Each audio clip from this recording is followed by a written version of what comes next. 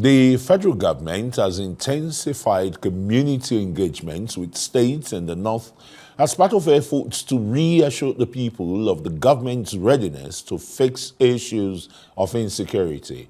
Abiodun, Essiet, who is the Senior Special Assistant to the President on Community Engagement, in a chat with Rise News, says the President's message of peace and hope have been taken to all the North Central states with an assurance of peace.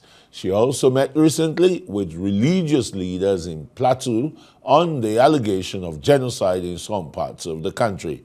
Religious and political leaders in the states pledged their support for initiatives that will guarantee peace.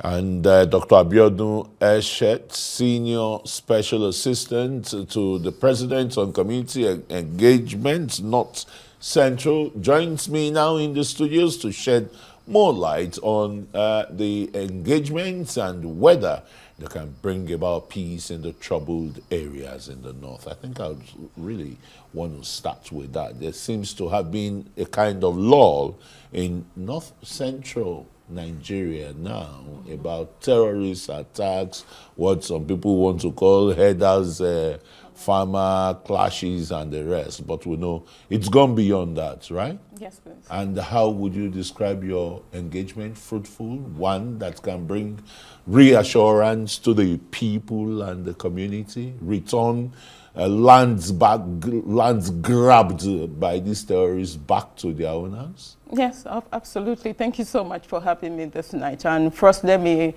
share my condolences with the people who have been kidnapped in Kwara State and also Niger State. You know, our community engagement has been the effort of Mr. President to engage with people, listen to their concerns, and also reassure them. And we've been doing this for quite a whole, for 23 months since we got the appointment. For us, we started with a listening tour across the North Central region for us to understand what are the issues across the North Central region, which are documented and also briefed.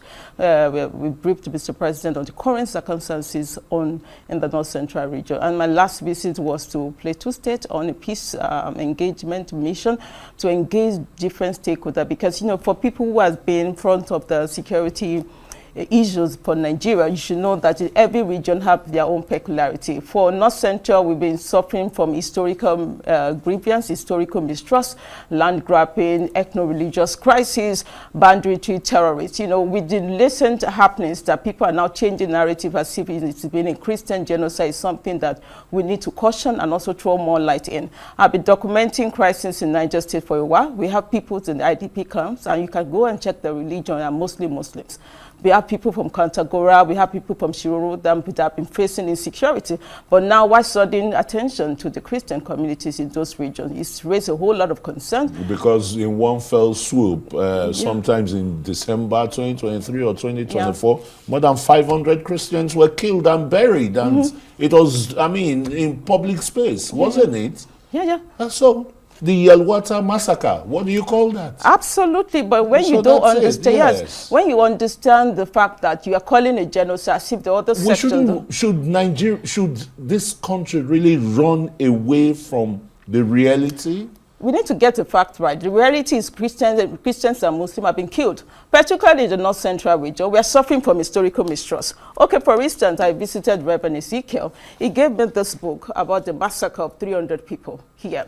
And part of what we normally highlight for people is issues in North Central region, especially in Plateau State. 70% of the crisis in Plateau State have been reprisal attack. See the book he gave me. The first few lines I will read, if you permit me. It says, this is the massacre of 300 people in 2010. It says, and I read, that they came to a neighboring village in Just East local government where they suspected to have been hosted for a few days before the launch of an attack, after sending threat letters informing the villagers affected to get ready for their coming of attacks in revenge to the people they lost during 2008 crisis. That's the reprisal. Why are we not asking critical questions about what exactly happened in 2008? How many of their men were killed? And what led to this reprisal attack? We're not asking critical questions. And why would the Reverend now insisted that now it's a genocide against Christians when a lot of people are being killed? Castle rustling is happening, land grabbing is happening. Call it the name it is. We are facing banditry, we are facing terrorist attack, we are facing Fulani militia in those regions. Let's call it the way it is.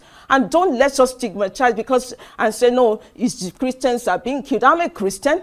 And from this book he gave me, from the first few lines, you know this was a reprisal attack. And a reprisal attack is not a calculation, you kill 2, I kill 2. You can kill 2, I kill 200. And that has been ongoing in Plateau State for more than 20 decades. Isn't it a failure of government? Isn't it a failure of government at all levels? At all levels, that we all inherited, that this government inherited, and the state governments also are not doing their own work. Government is a continuum. When you look at a statement and you are now trying to stereotype a crisis in a religious dimension without acknowledging other root causes, in every area that you see this crisis across the North Central region, there's something interesting happening. They have mineral resources. Why is it that everywhere you see bandits or terrorists, and we've documented that across the news, they have something, and why is there so much tension in those areas? You're going to Yagba East, Yagba West. And we have also border control issues where, we have a porous border. People are coming in from other countries to attack our people. Why are we not acknowledging those issues? The case of Kwara State, which falls under your portfolio, for example. Absolutely. So the new surge is not a matter of, farmer headers.